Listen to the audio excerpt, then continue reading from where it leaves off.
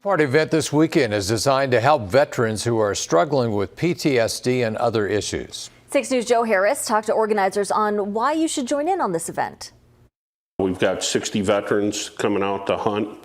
We have probably 150 to 200 people coming to the after party with their spouses. Companionship and fun. That's what retired Air Force veteran Lou McCullers says Saturday's double event is all about. The annual Disabled Warriors Hunt of Greater Nebraska, put on by the nonprofit group of the same name, has two parts. The first is a pheasant hunt Saturday morning. It creates camaraderie amongst veterans. Veterans with problems get veterans with other problems, such as PTSD or lung problems, can't run anymore, their bodies are beat up. The second part is an after party. It happens later that same evening. Taking guys out and getting their mind off of PTSD, getting their mind off certain things. And a lot of these veterans, they need that. The party will include live music, a spaghetti dinner, silent auctions, and a raffle for a Winchester shotgun. And the proceeds go to the nonprofit group for its efforts to help veterans with mortgage, transportation, even daily life. Doing small things like what Lou does, helping out with cabinetry, helping out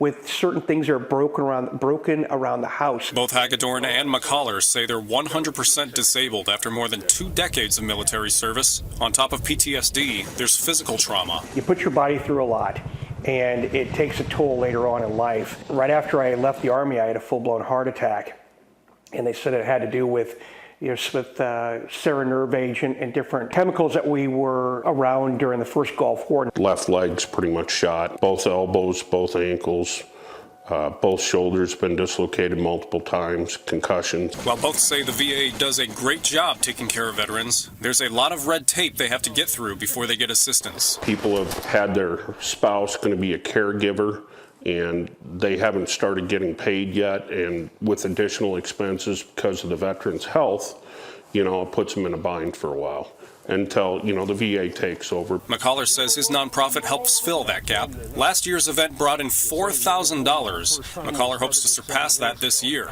and he encourages anyone to show up to help achieve that goal. Come on out, have a great time, help support the veterans and the family and the community that supports them. On your side, Joe Harris, 6 News. And if you're interested in taking part this weekend, we have that information on WOWT.com.